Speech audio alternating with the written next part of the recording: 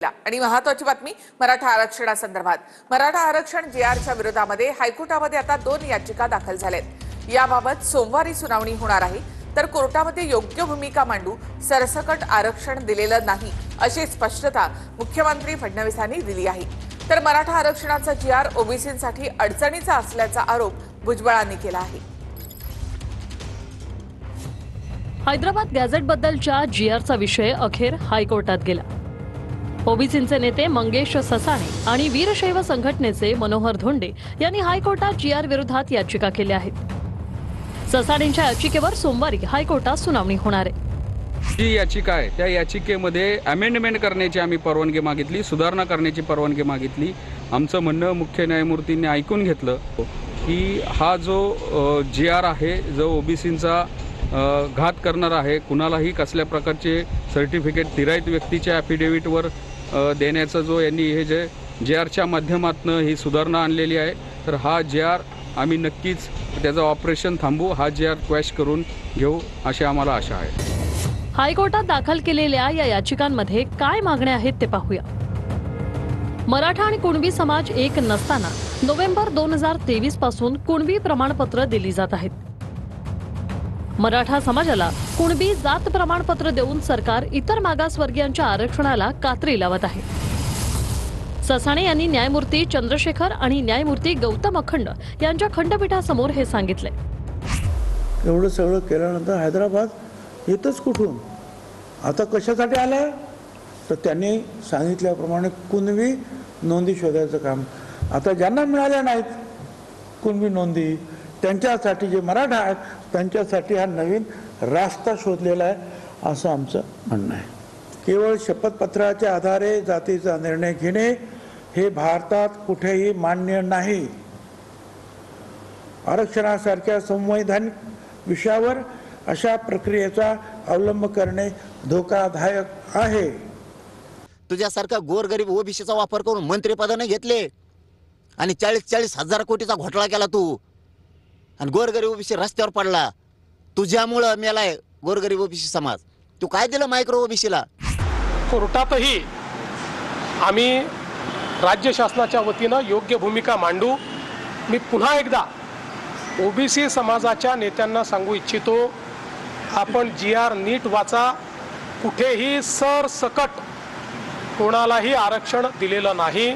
सामाजिक दृष्टीनं मी एवढं नक्की सांगतो, जोपर्यंत हे सरकार आहे तोपर्यंत ओबीसीवर अन्याय होऊ देणारच नाही। कायद्याने पुराव्यानिशी जे लोक अर्ज करतील त्यांचा पुरावा तपासून तो योग्य असेल तरच याच्यामध्ये आरक्षण मिळणार आहे।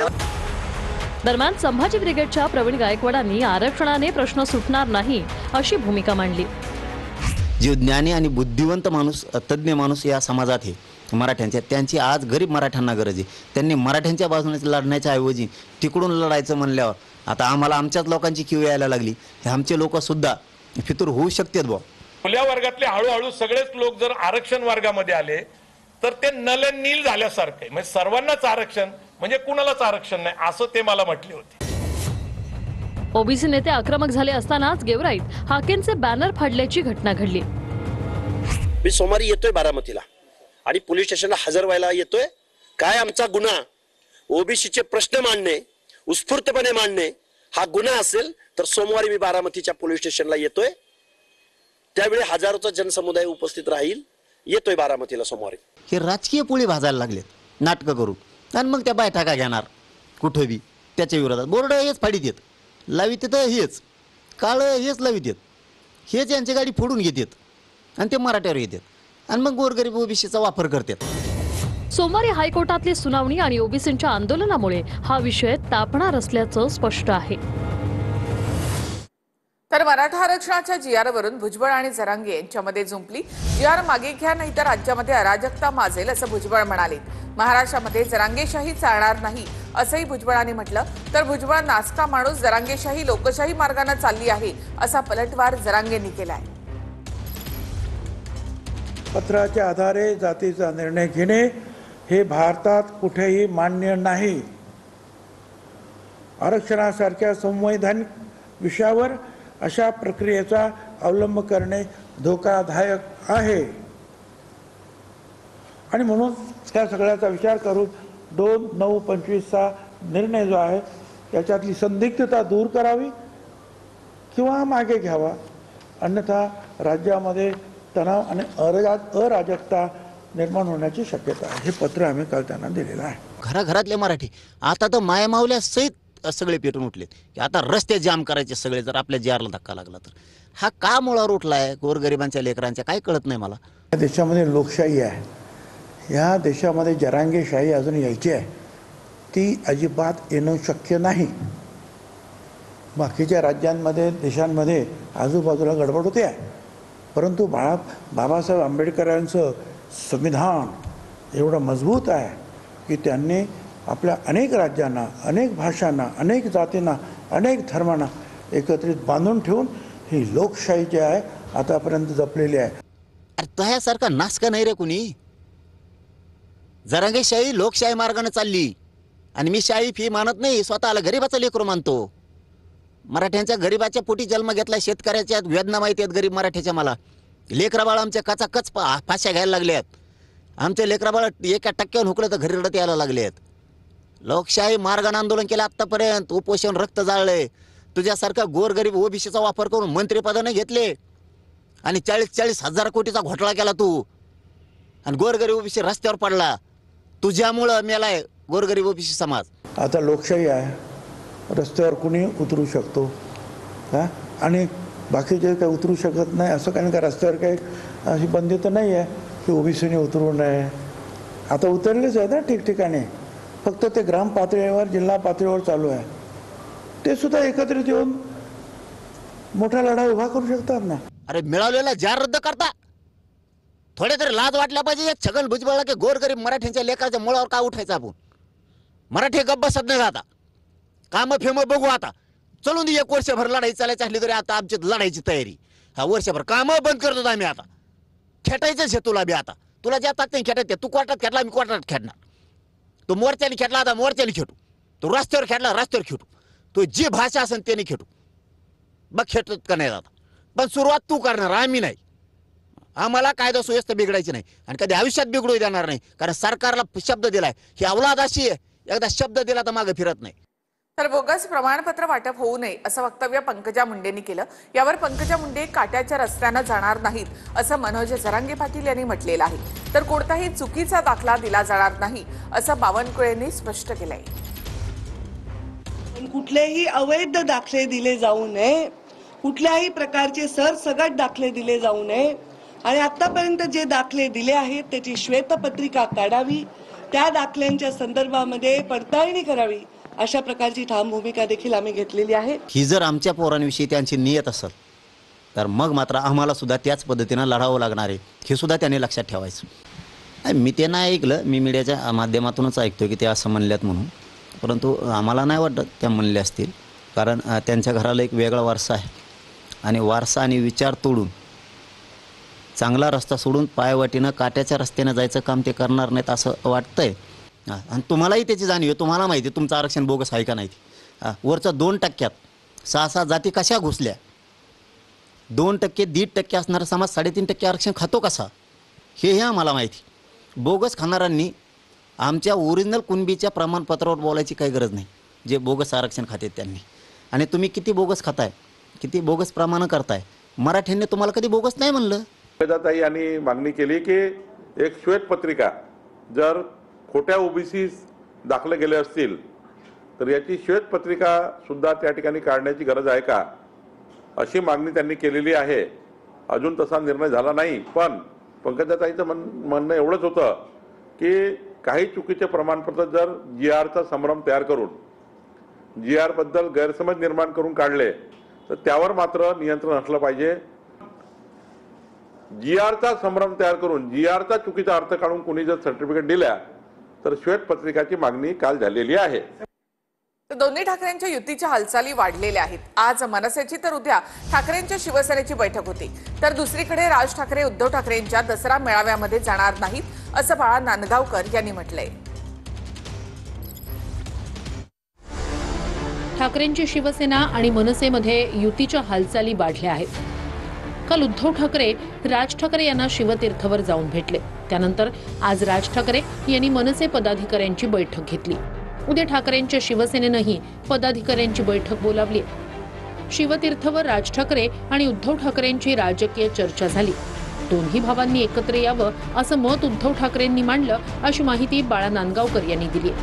दोन ठाकरे बंधू आमचे प्रमुख म्हणजे उद्धवचे राज्य एकत्र असतील म्हणून ते राजकीय कसं काय म्हणता? बंधू आहेत ना, बंधू आहेत ते, आणि मी मित्र आहे. पण त्याच्या युतीच्या दृष्टिकोनातून चर्चा आता तुम्ही सतत त्या बातम्या दाखवताच आहात आणि दोघे भाऊ एकमेकांना भेटतात, त्यामुळे साधिक त्याच्याविषयी चर्चा झाली पण असेल, परंतु तशी काही, कारण मी हजर नव्हतो. एकंदरीत उद्धव साहेबांची जर तुम्ही भूमिका पाहिली तर त्यांची भूमिका अशी दिसते की आम्ही दोघा भावांनी एकत्र यायला पाहिजे. मग त्यासाठी ते कुठल्याही गोष्टीला ते तयार आहेत. उद्धव ठाकरे आणि राज ठाकरे दसरा मेळाव्यात एकत्र येणार अशी चर्चा होती, पण यात तथ्य नसल्याचं नांदगावकरांनी सांगितलंय. मला असं वाटतं की बघा, त्यांचा एक पक्ष आहे आणि त्यांच्या पक्षामध्ये शिवसेना या पक्षाची परंपरा बाळासाहेबांपासून चालत आलेली आहे की दसरा मेळाव्याला त्यांचा मेळावा होतो. आणि तुम्हाला माहिती आहे की आमचा पक्ष झाल्यापासून आम्ही सुद्धा गुढीपाडव्याला मेळावा घेतो. त्यामुळे मला वाटत नाही की कोण कोणाच्या स्टेजवर जाईल. दोन्ही ठाकरेंची युती झाल्यास महाविकास आघाडीचं काय असा पेच आहे. पण राज ठाकरे महाविकास आघाडीत येत असल्यास वरिष्ठ पातळीवर निर्णय होईल असं मत मवियाच्या नेत्यांनी व्यक्त केलंय. आम्ही स्थानिक नेत्यांशी चर्चा करतो. उदाहरणार्थ मुंबईच्या सर्व नेत्यांबरोबरची बैठक लावली आहे, त्यावर चर्चा करू. आम्ही हायकमांडला नक्की विचारू की अशा समीकरणामध्ये ते जर येत असतील तर आमची भूमिका काय असावी, हे ठरवण्याचा अधिकार तर आम्हाला नाही आहे. हे जर तर आता कशाला बोलू, पहिलं ते जाहीर तर होऊन द्या. ते जाहीर झाल्यानंतर मग आम्ही आमची भूमिका स्पष्ट करू. आता आम्ही महाविकास आघाडी म्हणून एकत्र एवढं तुम्हाला सांगतो. पण काँग्रेस किंवा महाविकास आघाडी जर उद्धव ठाकरेंपासून दूर गेली किंवा महाविकास आघाडी फुटली तर नुकसान होईल ना? नाही, काही नुकसान होत नाही, काही नुकसान होत नाही. तुम्हाला मी या ठिकाणी सांगतो की शेवटी कसं आहे, पक्ष हा आमचा माननीय बाळासाहेबांनी स्थापन केलेला पक्ष आहे आणि बाळासाहेबांना मानणारे लोक महाराष्ट्रातील जनता आहे. त्यामुळे तो काही मुद्दा होणार नाही यांचा. काँग्रेसच्या वडेट्टीवारांनी नाना पटोलेंनी आणि त्यांचे अध्यक्ष हर्षवर्धन सपकाळांनी यातून बोध घ्यावा. तुमचे हे सर्व जे परिवार आहे, या परिवारात तुम्हीच फुटताय, ते उत्तर देतील आता काँग्रेस पार्टी किंवा ते शरद पवार साहेब बोलतील चंद्रकांत खैरेवर. कोणी कोणाबरोबर युती करावी, कोणी कोणाबरोबर जावं, हे शेवटी त्या पक्षाचा विषय. आता त्यांना वाटतं की शिवसेना उभाटा आणि मनसेना एकत्र यावी आणि काँग्रेसच्या ढोंगणावर लाथ मारावी, तो त्यांचा प्रश्न आहे. राज ठाकरे यांनी शिवतीर्थ निवासस्थानी मनसेच्या पदाधिकाऱ्यांची बैठक घेतली. आगामी महानगरपालिका निवडणुकीच्या पार्श्वभूमीवर मतदार याद्यांवर काम करा अशा सूचना राज ठाकरे यांनी दिल्या आहेत.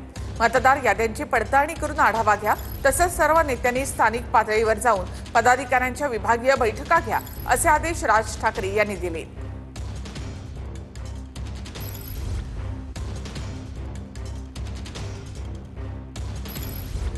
आशिया चषकामधील भारत पाक सामन्यावरून ठाकरेंची सेना आणि भाजपमध्ये सध्या जोरदार जुंपली आहे. माझं कुंकू माझा देश अशी घोषणा करत ठाकरेंची सेना आंदोलन करणार आहे, तर त्यांचं हिंदुत्व परत आलं असेल, कुंकवाचं महत्त्व समजलं असेल असं प्रत्युत्तर फडणवीसांनी दिलंय.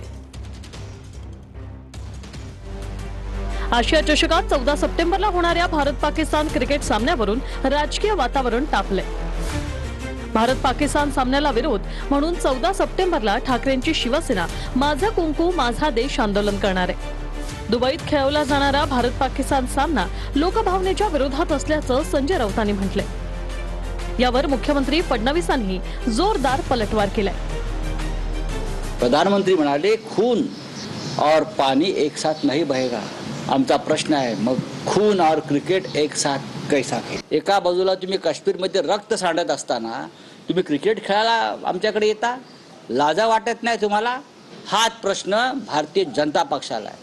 अरे तोंड तरी उघडा, विरोध तरी करा. हिंदुत्ववादी आहात ना. जो सामना आहे 14 तारखेला पाकिस्तान बरोबर, महाराष्ट्रामधली महिला आघाडी शिवसेनेची ही त्या दिवशी रस्त्यावर येईल.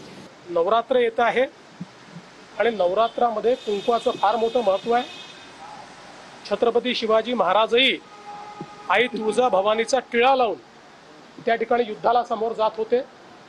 त्यामुळे मला असं वाटतं की कदाचित त्यांचं हिंदुत्व परत आलं असेल, कुंकवाचं महत्त्व समजलं असेल. त्यामुळे आई तुळजाभवानीचा टिळा जर ते पाठवणार असतील तर त्यांनी तो मलाही पाठवावा. आई तुळजाभवानीचा टिळा आम्ही निश्चितपणे लावून भारत विरोधी शक्तींच्या विरुद्ध आम्ही लढू. ठाकरेंच्या शिवसेनेच्या या कुंकू मोर्चाला सुप्रिया सुळेंनी पाठिंबा दिलाय, तर शिंदेच्या शिवसेनेनं याला बालिश चाळे असं म्हटलंय. मी जरूर राऊत साहेबांनाही फोन करून विचारेन, कारण का राऊत साहेबांचा जो स्टँड आहे तो एक माणुसकीचा स्टँड आहे. एकीकडे तुम्ही पाणी सोडणार नाही म्हणता आणि दुसरीकडे क्रिकेट खेळायला हो म्हणता. मग blood and water will not flow together, मग how will cricket play together, हा प्रश्न येतोच ना.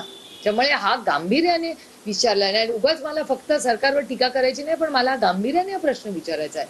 भारत सरकारने याचं उत्तर द्यावं लागेल. भारत हे बालिश चाळे जे आहेत, बालिश चाळे आहेत. पंतप्रधान नरेंद्र मोदी यांचं नाव घेण्याची सुद्धा यांची पात्रता नाहीये. त्यामुळे हे सगळे बालिश चाळे आहेत. आपला पक्ष सांभाळा.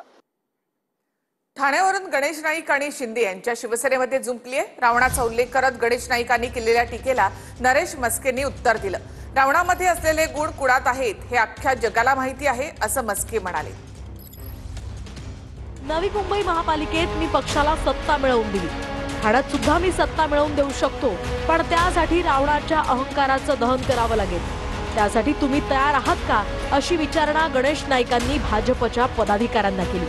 पक्षाच्या वरिष्ठ नेत्यांनी ठाण्यामध्ये युतीचा आग्रह धरला आणि युतीच्या बोलणीत तुमचा सन्मान राखला गेला नाही तर युतीला विरोध करणारा मी पहिला असेल, असंही गणेश नाईक म्हणाले. कोण खलनायक का ठरला? त्यांनी दुसऱ्यांच्या बायका पळवल्या. सीतामाईला त्यांनी अपहरण करून त्यांच्या लंकेत घेऊन गेले, म्हणून रावण खलनायक ठरला ना. शिंदे साहेबांबद्दल नसतील बोलले, कारण रावणाच्या पावलावर पाऊल ठेवून कोण चाललंय हे अख्ख्या जगाला माहिती आहे.